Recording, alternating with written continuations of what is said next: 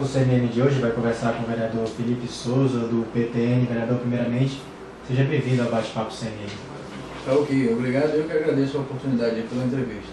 O propósito do programa é conhecer um pouco mais o vereador, criar aquela, vamos dizer, intimidade do nosso ouvinte com o vereador, até para conhecer os trabalhos que o vereador desenvolve aqui na Câmara Municipal de Manaus. A gente queria conhecer um pouco o vereador Felipe Souza, um pouco mais, vamos dizer, profundamente, né? Não tão profundo, mas profundamente. Como é que foi? Esse é o seu primeiro mandato na casa? Como é que está sendo? Como é que o senhor olha? Como é que o senhor enxerga seu primeiro mandato aqui na Câmara Municipal de Manaus? Bom, esse é o nosso primeiro mandato, sim, na casa, como vereador. E nós temos procurado apresentar projetos, indicações, requerimentos e cobrar em diversas áreas da cidade para que a gente possa ver a nossa cidade melhorar e que a população de Manaus se sinta bem representada, né, pelos vereadores. Então a gente tem se esforçado e desempenhado aqui, nos dedicado ao máximo para fazer um bom trabalho no cumprimento do nosso papel de vereador aqui na casa. Vereador, o senhor chegou num ano que se discutiu, uma das principais discussões aqui na casa foi o plano diretor. O senhor teve emendas apresentadas, também aprovadas, que inclusive dizem respeito a um dos grandes problemas que Manaus enfrenta, que é o trânsito, né? É verdade, inclusive eu fui o vice-presidente da comissão do plano diretor e nós apresentamos aí, tivemos um projeto aprovado no plano diretor que é para que nas grandes avenidas da cidade seja proibido o estacionamento de veículos dos dois lados e nas principais avenidas por onde trafegam os ônibus, pelo menos um lado seja proibido de estacionar, para que isso possa melhorar o fluxo, né, dos veículos. A gente sabe o caos que vive o trânsito de Manaus como um todo em geral, e nós estamos, eu particularmente me empenho aí ao máximo para apresentar propostas, ideias, indicações no sentido de ajudar a melhorar o trânsito da nossa cidade. E como é que foi, todo esse processo do plano diretor? Foi um longo período de discussão, teve debates, né? Sim, foi um longo período de discussões, debates, audiências públicas, né? Então foi discutido pela sociedade como um todo, por nós parlamentares, com participações diversas, né? Eu acredito que foi o que havia por um momento de melhor para a cidade de Manaus, foi o que foi aprovado no plano diretor. Após anos e diversas discussões e debates, eu acho que ao final foi bom para a cidade. Nós então saímos ganhando com o plano diretor, né? Com certeza, acredito que sim. Eu acho que a gente tem que preparar a nossa cidade para o crescimento, para o futuro, sempre olhando para frente.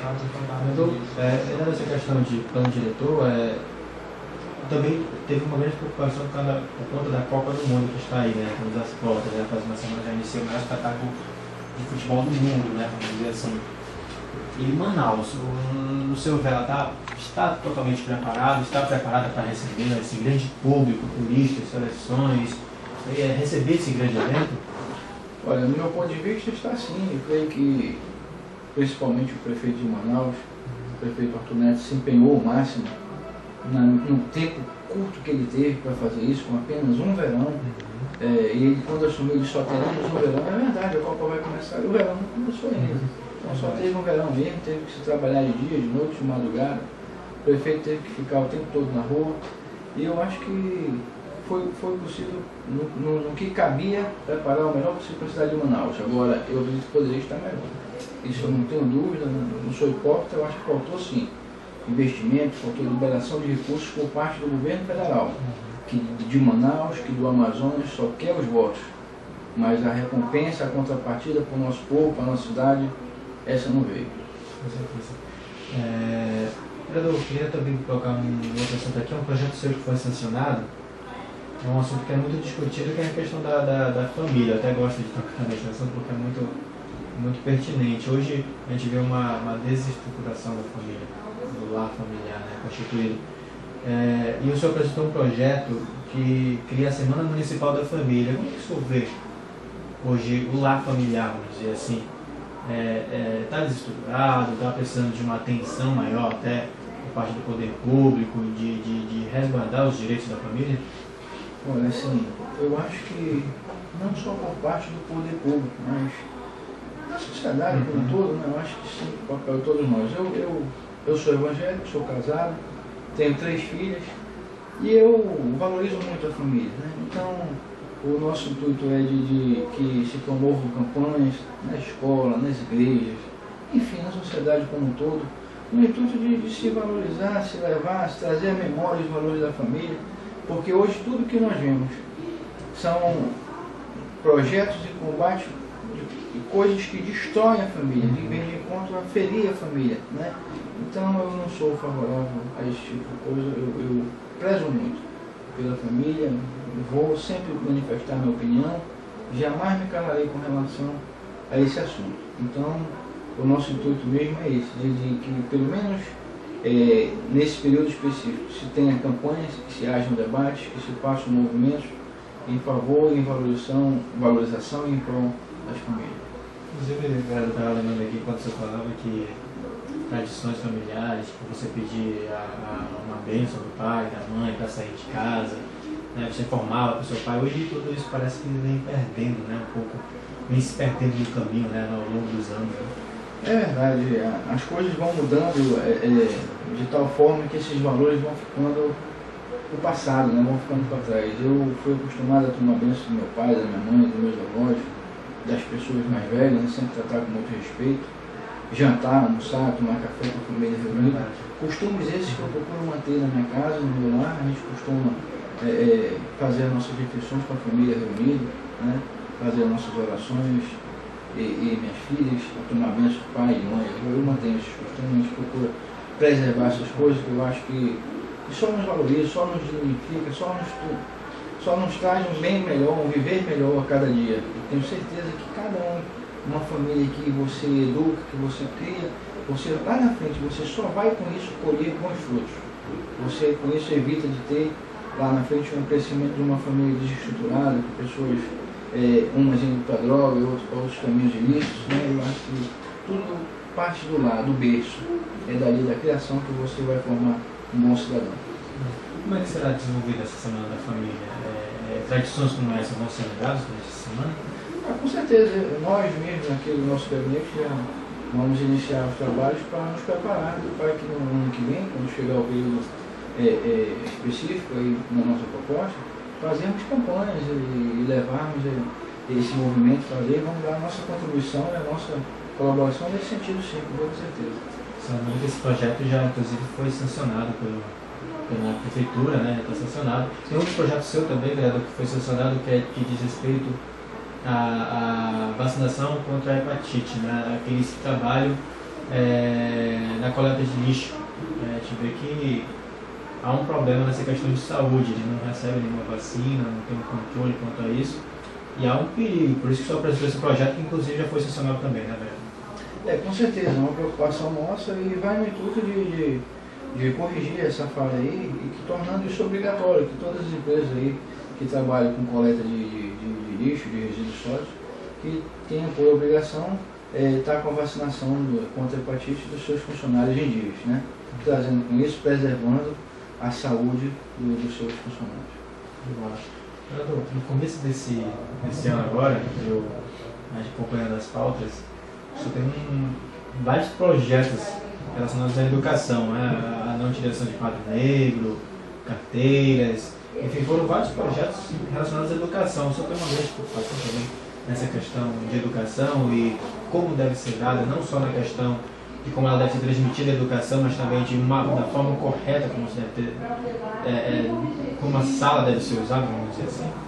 Assim, olha, na realidade, a gente tem uma preocupação, o nosso sentido aqui amplo. Eu tenho preocupação com mobilidade urbana, eu tenho preocupação com saúde, eu tenho preocupação com segurança, com educação. Então a gente faz um mandato nosso no intuito de ajudar a nossa cidade como um todo, né? Então onde a gente enxerga ali uma falha e a gente vê e percebe que pode dar a nossa colaboração, que a gente pode contribuir, eu não meço esforço para encontrar uma medida que venha de encontro à necessidade. Então, o que eu percebo? Que existem algumas escolas ainda na nossa cidade que usam ainda aqueles quadros negros, aqueles quadros com giz, né? Que a gente sabe que aquilo faz mal para a saúde, que pode levar ao desenvolvimento do câncer, né? Então, e outros problemas afins, de irritação, de rinite e outras coisas assim. cadeiras escolares, por exemplo, sem a anatomia correta, conforme as normas da ABNT, que diz o padrão, pelo menos, de que deve ser uma cadeira, uma mesa, uma carteira escolar, né? Então existe a nossa preocupação, nós recebemos sim algumas denúncias nesse sentido, né?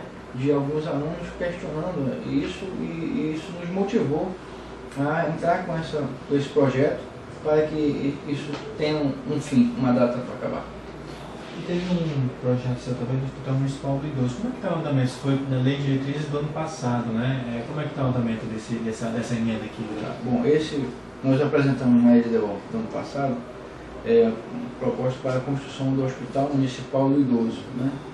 E aí, na LOA, foi destinado um valor, um orçamento, para o projeto arquitetônico já. Então, já com certeza está em andamento isso aí pela Prefeitura. E aí, no decorrer desse ano, eu acredito que esse projeto a arquitetura deve se concluir. Eu acredito que o prefeito, a partir do próximo ano, esse ano a gente já destina recursos para a construção do hospital na LOA, e a partir do próximo ano eu creio que o prefeito já vai poder começar a execução dessa obra, eu acredito. Quer dizer, a nossa parte aqui como parlamentar, de apresentar o projeto, de aprovar o projeto, o prefeito já sancionou essa parte, essa etapa já foi cumprida. Aí já vem a outra etapa, que é a parte de execução, que aí já cabe ao prefeito. Mas eu estarei lá lembrando ele e cobrando para que a gente possa, o mais breve possível, que esse sonho para os moradores, para as pessoas da terceira idade na nossa cidade, venha se tornar tão logo uma realidade. Eu tive aqui vários projetos, vários temas, né, que são abordados aqui na Câmara.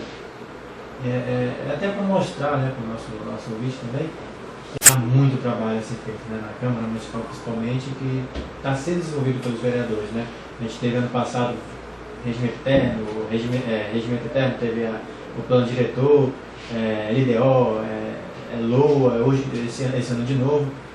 É muito trabalho, né, vereador? E os vereadores dessa legislatura estão fazendo o possível para atender todas as solicitações, né, que a sociedade grita, que clama por melhorias na cidade de Manaus. Com certeza, nós estamos empenhando bastante. Nós temos aqui essa legislatura atual muito ativa, né, bastante trabalho, e os vereadores têm se dedicado, sim, ao máximo, as pessoas que estão próximas, que têm a oportunidade de nos acompanhar pela TV Câmara, ou está aqui mesmo aqui da galeria acompanhando o nosso trabalho, podem ver que essa legislatura é uma legislatura que tem trabalhado bastante, tem se empenhado bastante para promover o melhor, o bem-estar social da nossa cidade. Por exemplo, agora na LDO já deste ano, eu apresentei, tive uma outra proposta aí aprovada, que é o aparelhamento, capacitação e o aumento da guarda municipal, né? Para que isso venha trazer mais segurança, dar um conforto a mais para a nossa população nas praças, nos postos de saúde, né? Nas escolas municipais, e aonde cabe, no centro, e aonde couber o acompanhamento, onde couber que se faça necessária a presença de um guarda municipal, né? Então, inclusive na proposta, além da capacitação, do aparelhamento, e tem também, a gente coloca também que se aumente o contingente da guarda municipal. Eu acho que tudo que vier no sentido de trazer uma melhor sensação de segurança para a nossa população é válido. Então, muito obrigado pela sua participação no Bate-Papo CMM. São vários projetos, a gente infelizmente não tem tempo para apresentar todos. Mas a gente agradece e já convida o senhor a participar outras vezes do Bate-Papo CMM, e desejando já toda a sorte neste mandato, né? Tem a Copa do Mundo, tem eleições logo em seguida, mas a gente deseja toda a sorte nessa atual legislatura, nesse seu mandato aqui na Câmara Municipal. Ok, eu que agradeço aí a oportunidade, e vamos aqui continuar trabalhando, apresentando novos projetos, e no nosso próximo bate-papo com certeza apresentarmos mais novidades. Muito obrigado.